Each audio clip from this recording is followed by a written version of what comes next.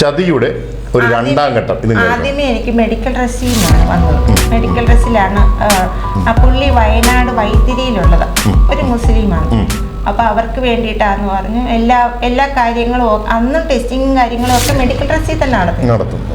അതെല്ലാം കഴിഞ്ഞ് ഓപ്പറേഷന് വേണ്ടിയിട്ട് നമ്മളെ തലേന്റെ തലേ ദിവസം റൂമിൽ താമസിപ്പിക്കും മെഡിക്കൽ ഡ്രസ്സിൽ തന്നെ. നമസ്കാരം. എറണാകുളത്ത് മെഡിക്കൽ ട്രസ്റ്റ് ഹോസ്പിറ്റൽ 1973 സ്ഥാപിതമായ ഇതേ സ്വകാര്യ ആശുപത്രിയാണ് ഇന്ന് കേരളത്തിലെ എന്നല്ല ഇന്ത്യയിലെ തന്നെ ഏറ്റവും വലിയ അവയവ കച്ചവടത്തിന്റെ കറുത്ത കേന്ദ്രം. അവയവ കച്ചവട മാഫിയ ഏജന്റുമാരുടെ സുപ്രധാന താവളം. 73 കാലഘട്ടത്തിൽ സമൂഹത്തിലെ അശരണരായ രോഗികൾക്ക് മികച്ച ചികിത്സ ഒരുക്കുവാൻ വേണ്ടി ഡോക്ടർ PA വർഗീസും ഡോക്ടർ പുളിക്കനും ചേർന്ന് ആരംഭിച്ച ഈ സ്വകാര്യ ആതുരാലയം ഇന്ന് കോടികൾ മറിയുന്ന മനുഷ്യ അവയവ കള്ളക്കടത്തിന്റെ ഭീകര താവളമായി മാറിയിരിക്കുന്നു. ഇനി നിങ്ങൾ ഇതൊന്ന് കണ്ടു നോക്കൂ. പിന്നീട് അപ്പോൾ ഓപ്പറേഷൻ നടന്നു. ഓപ്പറേഷൻ നടന്നു. അപ്പോൾ ഈ പുള്ളി എങ്ങനെയാന്ന് വെച്ചാൽ ഓപ്പറേഷൻ നടന്നു കഴിയുമ്പോഴത്തേക്കുണ്ടല്ലോ നമ്മൾ ഡോണറും ഈ വൃക്ക സ്വീകരിക്കുന്നവരും നമ്മളും തമ്മിലുള്ള കോണ്ടാക്ട് ഇയാൾ ഇല്ലാതാക്കും. ഇല്ലാതാക്കുമെന്ന് പറഞ്ഞാൽ അവരോട് പറയും ഇടയ്ക്കിടയ്ക്ക് കാശ് ചോദിച്ചുകൊണ്ട് വരും, അതുകൊണ്ട് നിങ്ങളുടെ നമ്പർ മാറ്റിക്കോണം. നമ്പർ അതാണെങ്കിലല്ലേ നമ്മളെപ്പോഴും വിളിക്കത്തുള്ളൂ. നമ്മൾ സത്യാവസ്ഥ നിങ്ങൾ എത്ര രൂപ കൊടുത്തേ, എനിക്ക് ഇതുവരെ കാശ് കിട്ടിയില്ല എന്നല്ല നമ്മൾ പറയുമെന്ന് പേടിച്ചാ ഇങ്ങനെ പേടിച്ചല്ല, അത് ഒരു തന്ത്രം. അങ്ങോട്ടും ഇങ്ങോട്ടും യാതൊരു കോണ്ടാക്റ്റും ഇല്ല. നമ്മൾ ആ അവരുടെ നമ്പറിലോട്ട് നിങ്ങൾ കാശ് കൊടുത്തായിരുന്നു. അല്ല അത് അപ്പം ഈ ഓപ്പറേഷൻ കഴിഞ്ഞിട്ട് ചേച്ചി ഇവരൊന്നും കാണുന്നൊന്നുമില്ല, പൈസ ഒന്നും തരാൻ വേണ്ടിയിട്ടോ അല്ലെങ്കിൽ അങ്ങനെ ഒരു വിധമായ അന്വേഷണമില്ല. പിന്നെ അന്വേഷണമുണ്ട്, എന്നാ ഡിസ്ചാർജ് ആകുന്നത്, അപ്പൊ അതിന്റെ അന്വേഷണമുണ്ട്. പിന്നെ അപ്പോഴത്തേക്ക് എന്തെങ്കിലും 10,000 രൂപ തരും, കാരണം നല്ല ഫ്രൂട്ട്സ് ഒക്കെ മേടിച്ച് കഴിച്ചോണം അങ്ങനെ പറഞ്ഞോണ്ട്. അത് ഒരു ഫ്രൂട്ട്സ് ഒക്കെ മേടിച്ച് കഴിച്ചോണം, എന്തെങ്കിലും കാര്യത്തിൽ ആള് മരിച്ചുപോയി കഴിഞ്ഞാൽ ഇത് പുറത്തു വരില്ലേ, അതുകൊണ്ട് പിച്ചയ്ക്ക് കൊടുക്കുന്നത് പോലെ 1000 രൂപ കൊടുക്കുകയാണ്. എന്നിട്ട് പിന്നെ അങ്ങനെ പിന്നെ ഓപ്പറേഷനൊക്കെ കഴിയുമ്പോഴത്തേക്ക് 2 ആഴ്ച റെസ്റ്റ് എടുക്കണം.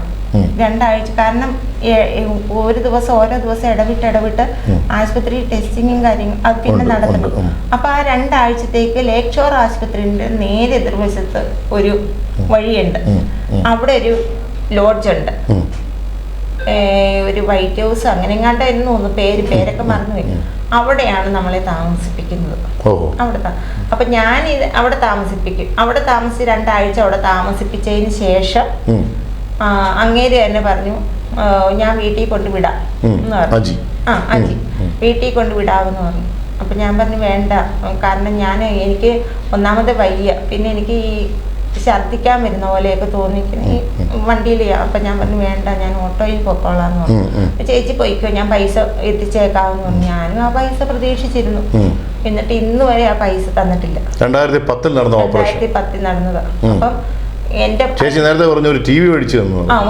അപ്പൊ ഞാൻ പറഞ്ഞു ഞങ്ങൾ ഒരു സ്ത്രീ തന്റെ ചെറുപ്പകാലത്ത് വൃക്ക മാഫിയുടെ കയ്യിൽ പെട്ടുപോയി. 10 ലക്ഷം രൂപ പറഞ്ഞു. പറഞ്ഞ അവർക്ക് കാണാൻ വേണ്ടി ഒരു TV, അതും ഒരു സെക്കൻഡ് ഹാൻഡ് TV അവരുടെ വീട്ടിലെത്തിച്ചു. പറയൂ ചേച്ചി.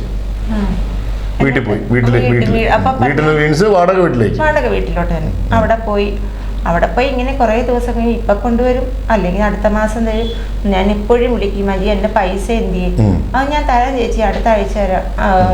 പിന്നെ എനിക്ക് അപ്പം ഓപ്പറേഷൻ അവിടെ വെച്ച് ഹോസ്പിറ്റലിൽ വെച്ച് പറഞ്ഞു ചേച്ചി എൻ്റെ കയ്യിൽ ഇച്ചിരി പൈസ മറിഞ്ഞിട്ടുണ്ട്, അത് അല്ല ഞാൻ ഈ ലോഡ്ജിൽ വെച്ച് ഞാൻ റെസ്റ്റ് എടുക്കുന്ന സമയത്ത് പറഞ്ഞു ചേച്ചി എൻ്റെ കയ്യിൽ ഇച്ചിരി പൈസ മറിഞ്ഞിട്ടുണ്ട്, അതുകൊണ്ട് പിന്നെ ചേച്ചിക്ക് ഞാൻ ഒരു 5 രൂപ കൂടെ 5 ലക്ഷം രൂപ കൂടെ ഞാൻ കൂടുതൽ തരാം. അങ്ങനെ 15 ലക്ഷം, അതായത് താമസിക്കുന്നുണ്ട് ഞാൻ 15 ലക്ഷം ഞാൻ ചേച്ചിക്ക് തരാമെന്ന് പറഞ്ഞു.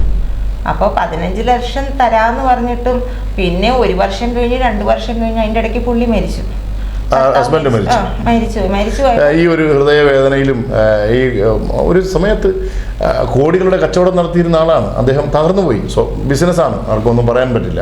അദ്ദേഹം മരണപ്പെട്ടു, ഹാർട്ട് അറ്റാക്ക് അല്ലേ. മരിച്ചു കഴിഞ്ഞപ്പോൾ അന്ന് രാത്രി ഈ പുള്ളി വന്നു. കണ്ണൂരായിരുന്നു പറഞ്ഞു. കണ്ണൂർ ഏതോ ഹോസ്പിറ്റലിൽ നിൽക്കുകയായിരുന്നു. എല്ലാ കോഴിക്കോട് കിംസ് ആശുപത്രിയിലും പുള്ളിയാണ് ഏജന്റ്. കോഴിക്കോട് കിംസ് കേരളത്തിലെ ഏറ്റവും ഫേമസ് ആയ സ്വകാര്യ ആശുപത്രിയാണ് കിംസ്. അവിടെയും അവയവ കച്ചവടം നടക്കുന്നുണ്ട്. അപ്പൊ പിന്നെ ഞാൻ കണ്ണൂരാന്ന് പറഞ്ഞു. അപ്പൊ കണ്ണൂർ അതും ഏതെങ്കിലും ആശുപത്രിയിലായിരിക്കും ആയിരിക്കും. കണ്ണൂരിൽ നിന്ന് അങ്ങേര് വന്നു. അന്നേരം ഒരു 25,000 രൂപ എനിക്ക് കൊണ്ടു തന്നു. പുള്ളി മരിച്ച അന്ന് രാത്രി. അന്നേരം പുള്ളി ശവദാഹമൊക്കെ കഴിഞ്ഞു. അന്നൊരു 25,000 രൂപ കൊണ്ടു തന്നു. അങ്ങനെ 25 രൂപ അന്ന് തന്നു. 10 രൂപ വീടിന് വേണ്ടിയിട്ട് തന്നു. 35,000. അങ്ങനെ പിന്നെ അല്ലറ ഇല്ലറ കാശ് തന്നു. അങ്ങനെയാണ് ഞാനൊരു ഈ ടിവിയുടെ കാശ്. അങ്ങനെ എല്ലാം കൂടെ ചേർത്താണ് ഞാനൊരു എന്നാലും പോട്ടെ ഒരു 50,000 രൂപ പ്രതീക്ഷ കണക്കാക്കിക്കും. എന്നാലും ബാക്കിയുള്ള കാശ് കിട്ടണ്ടേ. അപ്പൊ ഇതിന്റെ ഇടയ്ക്ക് ഒരു വീട് വന്നു ഇടുക്കിയില്. ആ ഇടുക്കിയിലൊരു 2 മുറിയും ഒരു അടുക്കളയും തിണ്ണയായിട്ടുള്ളു ചെറിയൊരു വീടാ. ഓടി വാടക കൊടുക്കണ്ടല്ലോ. അപ്പം ആ വീടിന് വേണ്ടിയിട്ട് ഞങ്ങള് ഇയാളെ വിളിച്ചിട്ട് ചോദിച്ചു, എനിക്ക് ആ ഒരു വീട് വന്നിട്ടുണ്ട്, എനിക്ക് ആ 10 എനിക്ക് പൈസ തന്നിരുന്നെങ്കിൽ ഞങ്ങൾ ആ വീട് മേടിച്ചേനേന്ന് പറഞ്ഞു. അപ്പോഴത്തേക്ക് പറഞ്ഞു എവിടായിട്ടാ വീടെന്ന് ചോദിച്ചപ്പോൾ ഞാൻ പറഞ്ഞു ഇടുക്കിയില്ലാന്ന് പറഞ്ഞു. ഇടുക്കി എവിടായിട്ട് വരും? അപ്പൊ ആ വീടിന്റെ സ്ഥലമൊക്കെ ഞാൻ പറഞ്ഞു. ഇപ്പൊ അതൊക്കെ മറന്നുപോയി ഈ സ്ഥലമാണ്. അപ്പൊ ഇയാള് 2 ദിവസം കഴിഞ്ഞാൽ പറഞ്ഞു, ചേച്ചി ഞാൻ ആ വീടിനെ പറ്റി തിരക്കിയായിരുന്നു. അവിടെ നിങ്ങളൊന്നും പോയി താമസിക്കത്തൊന്നുമില്ല കേട്ടോ. അവിടെ എങ്ങും ആളും പേരും ഒന്നും ഇല്ലാത്തൊരു വീടാ. അതൊക്കെ അവിടെ ഒന്നും പോയി താമസിക്കത്തില്ല എന്ന് പറഞ്ഞു. അപ്പോഴും പൈസ തരാതിരിക്കാൻ വേണ്ടിട്ട് ഇങ്ങനെ പറയുന്നുള്ള അറിയത്തില്ല. നമ്മളിപ്പൊ കൊണ്ടുതരും പിന്നെ കൊണ്ടുതരും എന്ന് പറഞ്ഞു. ലാസ്റ്റ് പിന്നെ പുള്ളിയെല്ലാം മരിച്ചു കഴിഞ്ഞ് പിന്നെ ആകപ്പാടെ വിഷമത്തിലായപ്പോഴത്തേക്ക് ഞാൻ പറഞ്ഞു ഞാൻ പോലീസിൽ കംപ്ലൈന്റ് ചെയ്യുമെന്ന് പറഞ്ഞു. പറഞ്ഞു ഓ പോലീസിൽ കംപ്ലൈന്റ് ചെയ്യും. ആദ്യമേ തൂങ്ങുന്ന ചേച്ചി തന്നെ തൂങ്ങും, എനിക്ക് കുഴപ്പം വരത്തില്ല. അജി എന്ന വൃക്ക അല്ലെങ്കിൽ അവയവ മാഫിയ തലവന്റെ മുഖം മാറുകയാണ് അവിടെ. ചേച്ചി പോലീസിൽ കംപ്ലൈന്റ് ചെയ്തോ? തിരിച്ചറിയൽ കാർഡുകൾ മുഴുവൻ വ്യാജമായിട്ട് ഉണ്ടാക്കിയിരിക്കുക എന്നത് അജിയാണ്. പക്ഷെ അത് ആരുടെ പേരിലാണ്? ഈ പാവം ചേച്ചിയുടെ പേരിലാണ്. കറക്റ്റാണ്. നമ്മുടെ നിയമത്തിന് മുന്നിൽ ഇവരാണ് കുറ്റവാളി. വൃക്ക ജീവിത ബുദ്ധിമുട്ടുകളിലും പ്രയാസങ്ങളിലും വൃക്ക നഷ്ടപ്പെടുന്നു. കയറി കിടക്കാൻ ഇടമില്ല. ഭർത്താവ് മരിച്ചു, വിധവയായി മാറി. മക്കളുടെ വിദ്യാഭ്യാസം പോലും കൃത്യമായി നടത്താൻ പറ്റുന്നില്ല. കഴിക്കാൻ കൃത്യമായി ആഹാരമില്ല. അങ്ങനെയുള്ള ഒരു ദുരവസ്ഥ. വർഷങ്ങൾ കഴിയുന്നു സ്വന്തം വൃക്ക നഷ്ടപ്പെട്ടിട്ട്. വിളിച്ച് ഗതികേടിൻ്റെ അങ്ങേ അറ്റമെത്തിയപ്പോൾ ഇവിടെയുള്ള നിയമ സംവിധാനത്തെ സമീപിക്കുമെന്ന് പറയുമ്പോൾ പറയുന്നതാണ്, ഭീഷണിപ്പെടുത്തുന്നു. ചെയ്തോ നിങ്ങൾ തൂങ്ങുമെന്ന്. എങ്ങനെയുണ്ട്? അയാൾക്ക് ഇവിടെ എല്ലാരും പിടിപാടുള്ളതെന്ന് പറഞ്ഞു. പിടിപാടെന്ന് പറയാൻ എന്താണ്? അയാൾ പറഞ്ഞു എനിക്കെല്ലാവരെയും അറിയാവുന്നതാ. കാരണം നമ്മളിങ്ങനെ ഞാൻ പറഞ്ഞില്ല ARH ഹോട്ടലിൽ ഒരു ദിവസം അവിടുത്തെ എല്ലാവരെയും കൂടെ ഒരുമിച്ച് അയാള് ഈ കാറിനകത്ത് കൊണ്ടുവന്ന് കോട്ടയം മെഡിക്കൽ കോളേജിലോട്ട്. കോട്ടയം മെഡിക്കൽ കോളേജിൽ അന്ന് ഈ ഡോക്ടർമാരുടെ കോൺഫറൻസ് ഉണ്ട്. മാസത്തിൽ 2 പ്രാവശ്യം എങ്ങാണ്ടുണ്ട്. ഇവർക്ക് സ്വീകരിക്കുന്നവരും കൊടുക്കുന്നവരും ഈ ഡോക്ടർമാർ ചോദിക്കും. അതിനു വേണ്ടി കൊണ്ടുപോകുമ്പോൾ ഏജന്റുമാരാണ് കൊണ്ടുപോകുന്നത്. ഇയാള് അന്നേരം നമ്മുടെ നേതാക്കന്മാരെ കാണാൻ പോകും. രാഷ്ട്രീയ നേതാക്കന്മാരെ മന്ത്രിമാരെയൊക്കെയാ കാണാൻ പോകുന്നത്. അത്ര പിടിപാടുണ്ട് ഇങ്ങേർക്ക്. അപ്പൊ അങ്ങേണ്ടൊക്കെ പിന്നെ നമ്മൾ എന്തിനു കേസിന് പോകാൻ പറ്റുമോ? പറ്റില്ല. അപ്പൊ പറഞ്ഞു ചേച്ചി തന്നെ തൂങ്ങും എന്ന് പറഞ്ഞു.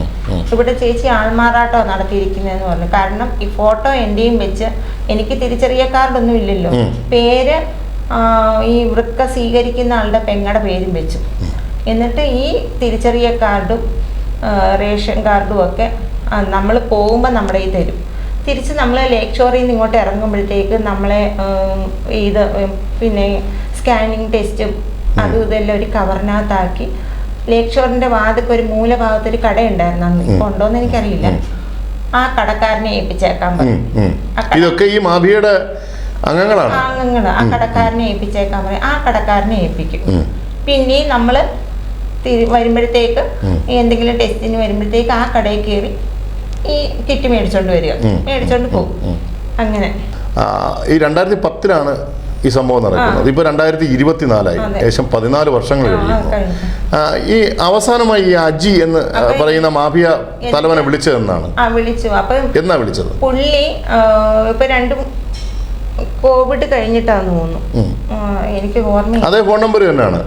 അല്ല, ഫോൺ നമ്പറൊക്കെ അയാൾ മാറ്റുമല്ലോ. അപ്പൊ ചേച്ചിക്ക് എങ്ങനെ കിട്ടി? ഇഷ്ടംപോലെ ഫോൺ നമ്പർ ഉണ്ട്. അപ്പൊ ഈ എനിക്ക് ഇയാളുടെ ചിലപ്പോൾ ഞാൻ എൻ്റെ മോനെ കൊണ്ട് എടുപ്പിക്കും, അങ്ങേരുടെ ഫോട്ടോ വരുന്നുണ്ടോ എന്ന് അറിയാനായിട്ട്. മിക്കവാറും വരത്തില്ല, ഫോട്ടോ ഇല്ല. പിന്നെ ഒരു ദിവസം ഫോട്ടോ വന്നപ്പോഴത്തേക്ക് ഒരാൾ എനിക്ക് പൈസ മേടിച്ചു തരാമെന്ന് പറഞ്ഞു, കുറച്ച് പൈസ ഞാൻ മേടിച്ചു തരാമെന്ന് പറഞ്ഞു. നോക്കട്ടെ, ഞാനൊന്ന് ഇടയ്ക്ക് മുട്ടി നോക്കട്ടെ, ആരും ഇല്ലെങ്കിൽ ഞാനൊന്ന് മുട്ടി നോക്കട്ടെ എന്ന് പറഞ്ഞു. അപ്പം അങ്ങേർ ഈ ഫോട്ടോ കിട്ടിയപ്പോൾ അങ്ങേര് ആ ഫോട്ടോയും കൊണ്ട് അങ്ങേരുടെ ഫോണിലാക്കി. എന്നിട്ട് ആ ഫോട്ടോയും കൊണ്ട് മൂവാറ്റുപുഴ കടയിൽ, മൂവാറ്റുപുഴ ടൗണിൽ ഏതോ ബേക്കറിക്കാരനെയൊക്കെ കാണിച്ചെന്നാ പറയുന്നത്, എനിക്കറിയത്തില്ല അതിനെപ്പറ്റി. കാണിച്ച് ഇതേപോലെ ഇയാൾ ഇവിടെ വരുന്ന ആളാണോ എന്ന് ചോദിച്ചാൽ പറഞ്ഞു വരുന്നതാ, ഇവിടെ സാധനങ്ങളൊക്കെ മേടിക്കാൻ ഇടയ്ക്കിടയ്ക്ക് വരും എന്ന് പറഞ്ഞു. എന്ന് ഇവൻ വെറും തരികിടയാന്ന് പറഞ്ഞു അങ്ങേര്. അപ്പോൾ പിന്നെ കടക്കാരും അവിടുത്തെ ഓട്ടോറിക്ഷ ഡ്രൈവർമാരും ഒക്കെ കൂടിയെന്ന് പറഞ്ഞു. അത് കഴിഞ്ഞ് അപ്പം ഇയാൾക്ക് പിന്നെ നാണക്കേടായി. ഇയാൾ അന്ന് പുനലൂര് നിൽക്കുക. ഇയാൾക്ക് പിന്നെ ഈ കൈതച്ചക്ക ഏക്കർ കണക്കിന് വസ്തുവുണ്ട്. അപ്പൊ കൈതച്ചക്ക കൃഷി കയറ്റി അയക്കുന്നത്. അപ്പം ഇവനൊക്കെ കൈതച്ചക്കയാണോ ഇനി കൈതച്ചക്കയ്ക്ക് ഉള്ളിൽ ഈ ലഹരി വസ്തുക്കളാണോ മയക്കുമരുന്നാണോ കയറ്റി അയക്കുന്നതെന്ന് ഇനി തെളിയാൻ കിടക്കുന്നു. അങ്ങനെയാണ് ഇയാൾ അറിഞ്ഞു വിളിച്ച് അങ്ങേരെ വിളിച്ചപ്പോൾ പറഞ്ഞു ഞാൻ അവർക്ക് കൊടുക്കാനുള്ളതൊക്കെ കൊടുത്തതാണ്. ഞാൻ പറഞ്ഞു എനിക്ക് ആകെപ്പാടെ മൊത്തത്തിൽ കണക്ക് കൂട്ടുമ്പോൾ 50,000 രൂപ എനിക്ക് കിട്ടിയിട്ടുള്ളൂ. 15 ലക്ഷം രൂപ തരാമെന്ന് പറഞ്ഞിട്ട് എന്ത് ചെയ്യുന്നു ഇങ്ങനെ ചോദിച്ചപ്പോഴത്തേക്ക് അത് അന്ന് പറഞ്ഞതെന്ന് പറഞ്ഞാൽ നിങ്ങൾക്ക് ഒരുപാട് നിങ്ങൾക്ക് പല തവണയായിട്ട് ഞാൻ തന്നിട്ടുണ്ടെന്ന്. നമുക്ക് കള്ളം പറയേണ്ട കാര്യമില്ല, ഇത്രേ പറയാൻ പിന്നെ കള്ളം പറയേണ്ട കാര്യമില്ല. അപ്പൊ അങ്ങേര് തന്നിട്ടുണ്ടെന്ന് പറഞ്ഞു. പിന്നെ ഇയാൾ കയറി ഇടപെട്ട് കഴിഞ്ഞപ്പോഴത്തേക്ക് പറഞ്ഞു എന്ന് ഞാൻ എൻ്റെ ഇപ്പം എനിക്ക് പൈസയൊന്നുമില്ല, ഞാനും പാപ്പരായിട്ടിരിക്കുകയാണ്, പൈസയൊന്നുമില്ലെന്ന് പറഞ്ഞു. 1,60,60,000 രൂപ അങ്ങേര് തന്നു. ഈ 50,000 കൂടാതെ അത്രയും കിട്ടി, മൊത്തം കിട്ടിയിരിക്കുന്ന പണം. എന്നിട്ട് അങ്ങേര് പറഞ്ഞു ഈ പൈസ നിങ്ങൾക്ക് ഒതകത്തില്ല, അത് ഒതകാതെ പോകത്തേ ഉള്ളൂ എന്ന് പറഞ്ഞുകൊണ്ട് അങ്ങേര് എന്നിട്ട് അങ്ങേര് എഴുതി മേടിച്ചു. ഇനി ഞാൻ നിങ്ങളുമായിട്ട് ഒരു ഇടപാടുമില്ല, നിങ്ങൾ കിഡ്നി തന്നിട്ടുമില്ല, ഞാനിട്ട് മേടിച്ചിട്ടുമില്ല. കഴിഞ്ഞു അതോടെ ആ വിഷയം അവിടെ കഴിഞ്ഞു. ചേച്ചിക്ക് പിന്നെ 1,60,60,000 രൂപ കൊടുക്കുന്നു, ചേച്ചിയെ കൊണ്ട് എഴുതി മേടിക്കുന്നു. അയാൾ കിഡ്നി മേടിച്ചിട്ടുമില്ല, ഇവർ തമ്മിൽ യാതൊരു ബന്ധമില്ല എന്ന്. ഇനി ഇതിലപ്പുറം എന്ത് തെളിവ് വേണം? ചേച്ചി അവയവദാനം സമ്മതമില്ലാതെ അവയവം എടുക്കുക, പ്രേരിപ്പിക്കുക, അല്ലെങ്കിൽ മനുഷ്യ കടത്ത് നടക്കുക, ഇതിനൊക്കെ നമ്മുടെ നിയമവ്യവസ്ഥയിൽ വലിയ കുറ്റങ്ങളാണ്. അതായത് ഏകദേശം ഇതെല്ലാം കൂടെ കൂട്ടിക്കഴിഞ്ഞാൽ ഏകദേശം ഒരു 30-40 വർഷം ജയിൽ കിടക്കേണ്ട കുറ്റമാണിത്. കൂടാതെ ലക്ഷക്കണക്കിന് രൂപ ഇതിന് പിഴയടയ്ക്കുകയും വേണം. അങ്ങനെ ഒരു വലിയ കുറ്റമാണ്. അത് മാത്രമല്ല, ഇങ്ങനെ ഈ അവയവ കടത്ത് അല്ലെങ്കിൽ അവയവം ഇങ്ങനെ കച്ചവടം ചെയ്യാനൊന്നും നമ്മുടെ രാജ്യത്ത് നിയമമില്ല. ചേച്ചിയുടെ ഒരു ഗതികേടിൽ ഇത് നൽകിപ്പോയി. അല്ല, ഈ അജി എന്ന് പറയുന്ന അയാൾ ജീവിച്ചിരിപ്പുണ്ട് എന്ന് ഞങ്ങൾ വിശ്വസിക്കുന്നു. എന്നാൽ ഈ ലോകത്ത് ജീവിച്ചിരിക്കാൻ നിങ്ങൾ അർഹനല്ല, യോഗ്യനല്ല. നിങ്ങളുടെ കുടുംബം വരെ വേരറ്റ് പോകണം. കാരണം ഇതുപോലെയുള്ള ഈ ചേച്ചിയുടെ കണ്ണിൽ നിന്ന് ഇങ്ങനെ കണ്ണുനീര് വീഴുമ്പോൾ അവരുടെ ജീവിത പ്രാരാബ്ദങ്ങൾക്കിടയിൽ, ഗതികേടുകൾക്കിടയിൽ അവർ ഒരു വലിയ സമ്പന്നയായി ജീവിച്ചിരുന്നവരിൽ നിന്ന് ഇങ്ങനെ താഴേക്ക് വന്ന് അവിടെ നിന്നൊരു വൃക്ക നൽകി അവരെ പറ്റിച്ച്, ഇവരെ പോലെയുള്ള 100 കണക്കിന് പേരെ പറ്റിച്ച് പണം മാത്രം ഉണ്ടാക്കി നീയൊക്കെ എന്തിനാണ് ജീവിക്കുന്നത്? അപ്പം ഞങ്ങളിങ്ങനെ ഈ ARH ഹോട്ടലിൽ ഇങ്ങനെ താമസിക്കുന്ന സമയത്ത് അവിടെ ഷമീർ എന്ന് പറഞ്ഞ ഒരു പയ്യനാണ്, ഷമീർ എന്ന് പറഞ്ഞു. അപ്പം ഓപ്പറേഷനൊക്കെ കഴിഞ്ഞ് അവനെ അവിടെ റെസ്റ്റ് എടുക്കാൻ കിടത്തി. അപ്പം ഞങ്ങളിങ്ങനെ വൈകുന്നേരം സംസാരിച്ചപ്പം ഞാൻ ചോദിച്ചു കൊടുത്തോ എന്ന് ചോദിച്ചു. പറഞ്ഞു കൊടുത്തു ചേച്ചി എന്ന് പറഞ്ഞു. ഞാൻ പറഞ്ഞു പിന്നെ എന്താ പോവാത്തതെന്ന്. അപ്പം 2 ആഴ്ച കഴിഞ്ഞു. എന്തോ എനിക്ക് പൈസ കിട്ടിയിട്ടില്ല ചേച്ചി, ആകെപ്പാടെ മൊത്തം 50,000 രൂപയെ തന്നുള്ളൂ. ഇയാൾ എല്ലാവർക്കും 50,000 കൊടുക്കുന്നേ ഒരു വൃക്കയ്ക്ക്. എനിക്ക് ആകെപ്പാടാം ഇവർ കൊടുക്കുന്നത് 80 ലക്ഷം രൂപയ്ക്കാണ്, ഒരു 80 മുതൽ 1 കോടി രൂപ വരെ. അപ്പൊ പറഞ്ഞു ചേച്ചി എനിക്ക് 50,000 രൂപ എനിക്ക് തന്നിട്ടുണ്ട്. ഞാൻ ചോദിച്ചോ പറഞ്ഞു 2 ദിവസം കഴിഞ്ഞിട്ട് തരാം. അപ്പൊ ഞാൻ എന്തിനാ ഇപ്പൊ വൃക്ക, അതൊരു ചെറുപ്പക്കാരന്. ഞാൻ ചോദിച്ചു ഒരു 10-30 വയസ്സേ കാണത്തുള്ളൂ. ഞാൻ ചോദിച്ചു എന്തിനാ ഇപ്പൊ വൃക്ക കൊടുത്തതെന്ന്. ചേച്ചി എനിക്കൊരു പെങ്ങളുണ്ട്, കണ്ണൂരുകാരന്. പെങ്ങളെ കെട്ടിക്കാനായിട്ട്. അപ്പം ഞാൻ എൻ്റെ വീട്ടിൽ ഉമ്മയടക്കലൊക്കെ പറഞ്ഞിരിക്കുന്നത് എറണാകുളത്ത് എനിക്ക് ജോലി കിട്ടിയെന്നാണ് പറഞ്ഞിരിക്കുന്നത്. അപ്പം ഇതൊക്കെ കഴിയുമ്പോൾ റെസ്റ്റ് ഒക്കെ എടുത്തോണ്ട് എനിക്ക് പോകുമ്പോൾ ഈ പൈസയും കൊണ്ട് പോകാമല്ലോ, ജോലി ചെയ്ത് കിട്ടിയതാന്ന് പറയാമല്ലോ, എനിക്ക് എൻ്റെ പെങ്ങളുടെ കല്യാണം നടത്താമല്ലോ എന്നും പറഞ്ഞു. എത്ര രൂപ പറഞ്ഞിട്ടുണ്ടായിരുന്നു ഷമീറിനോട്? 8 ലക്ഷം രൂപ. അത് അന്നാണ്. അപ്പൊ അതിന് ഇപ്പൊ അവൻ കണക്ക് കൂട്ടി കുറച്ച്.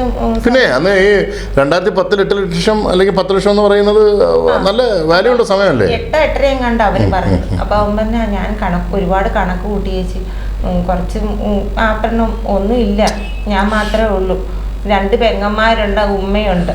അപ്പം എന്നെ കൊണ്ട് ഇപ്പം നിവർത്തിയൊന്നും ഇല്ല ഈ കെട്ടിച്ചു വിടാനായിട്ട്. അപ്പം ഇത് ഉമ്മച്ചിയുടെ ഒക്കെ പറഞ്ഞിരിക്കുന്ന എറണാകുളത്ത് എനിക്ക് ജോലി കിട്ടി, ഞാൻ ഒരു ഹോട്ടലിൽ നിൽക്കുക എന്ന് പറഞ്ഞു. അപ്പം എപ്പോഴും എനിക്ക് വരാൻ പറ്റത്തില്ലെന്ന് പറഞ്ഞു. അപ്പം ഈ പൈസയും കൊണ്ട് പോയ ഒരാളുടെ കല്യാണം നടത്താമല്ലോ എന്ന് പറഞ്ഞു. സ്വന്തം സഹോദരിയുടെ വിവാഹം നടത്താൻ വേണ്ടിയിട്ട് സഹോദരൻ വൃക്ക നൽകുന്നു പണത്തിന് വേണ്ടിയിട്ട്. സ്വപ്നങ്ങളാണ്. ആ ഒരു സഹോദരി ഇറക്കി വിടുക അല്ലെങ്കിൽ കെട്ടിച്ചു വിടുക എന്നുള്ള ഒരു സുന്ദരമായ സ്വപ്നം, ആ ചെറുപ്പക്കാരൻ്റെ ഒരു നന്മ. ആ ചെറുപ്പക്കാരനെ ഈ എന്താ അവൻ്റെ പേര്, അജി, ഈ അജി അവന് പോലും പണം കൊടുക്കുന്നില്ല. അല്ല, നിന്നെയൊക്കെ ഈ ചെകുത്താൻ്റെ ഒരു കൂട്ടത്തിൽ പോലും പെടുത്താൻ സാധ്യമല്ല. അങ്ങനെ പിന്നെ അവന് കിട്ടിയിട്ടുണ്ടോ എന്തോന്ന് എനിക്ക് അറിയത്തില്ല, കിട്ടി കാണത്തില്ല. ആർക്കും കൊടുക്കുന്നില്ലല്ലോ, കൊടുക്കത്തില്ല.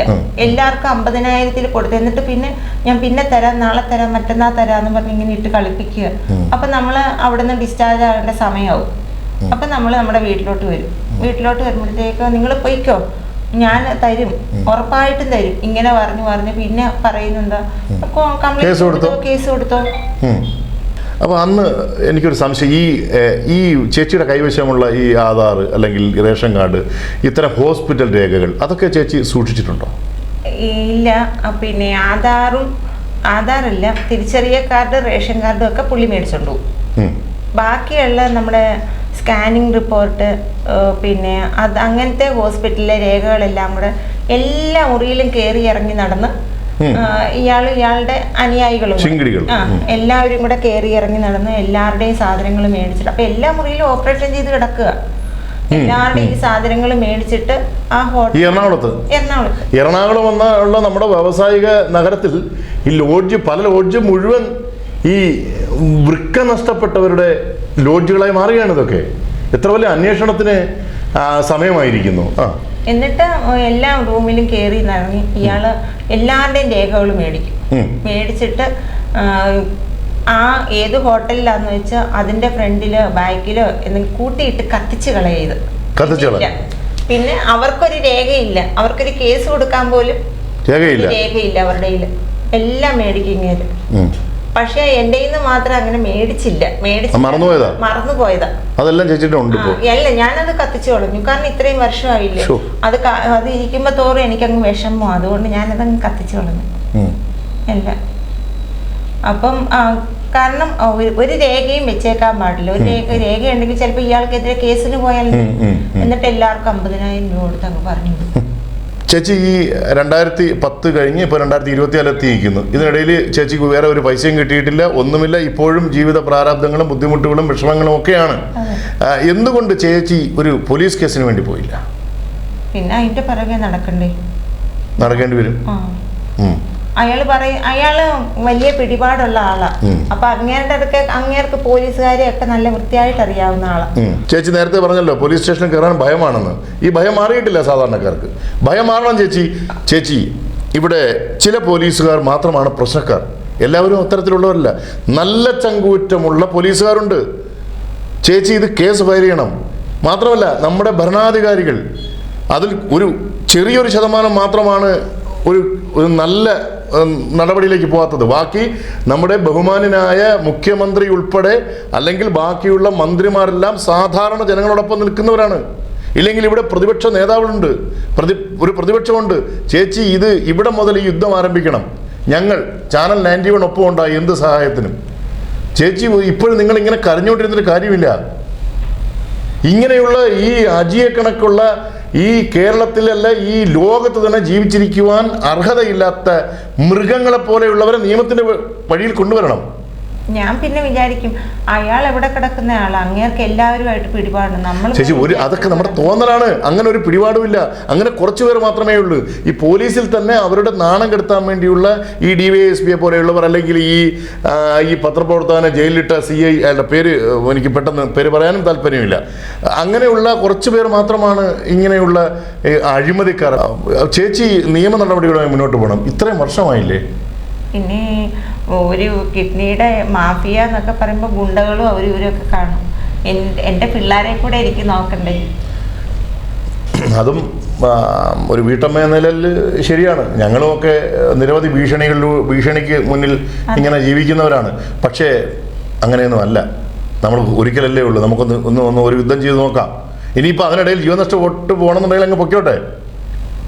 ഇപ്പോഴും വാടക വീട്ടിലല്ലേ താമസം? വാടക വീട്ടിലാണ് താമസിക്കുന്നത്. സ്വന്തമായിട്ടൊരു ശകലം ഒരു കൂരയില്ല, ഒരു പിടി മണ്ണില്ല, അല്ലേ?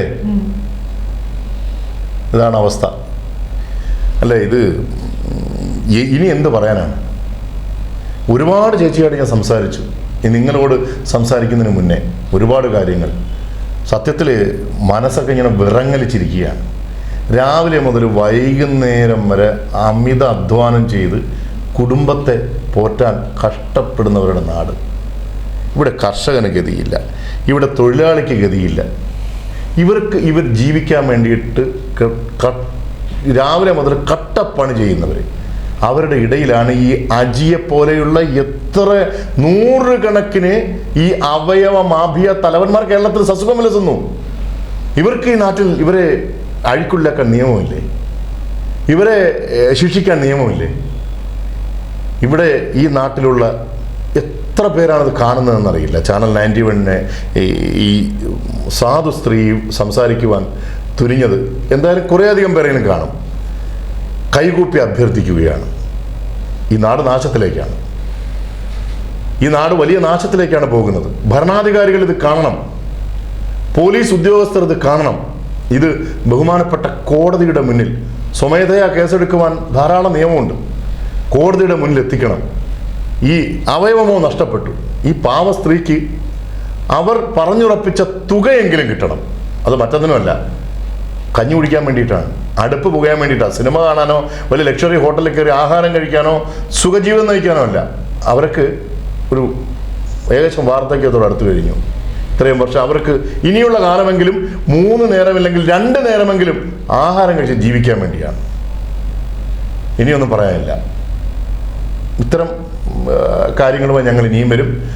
എന്തായാലും ചേച്ചി ഒരു കാര്യം ഉറപ്പ് വരുന്നു, ഞങ്ങൾ ചേച്ചിയോടൊപ്പം കുടുംബത്തോടൊപ്പം എല്ലാവിധമായ നിയമ പോരാട്ടങ്ങൾക്കും നിങ്ങളുടെ കുടുംബ സംരക്ഷണത്തിനും ഈ ഒരു നിമിഷം മുതൽ ഞങ്ങളുണ്ടാകും. അതുപോലെ തന്നെ കേരളത്തിലെ നല്ല ജനങ്ങൾ ഒപ്പമുണ്ടാകും.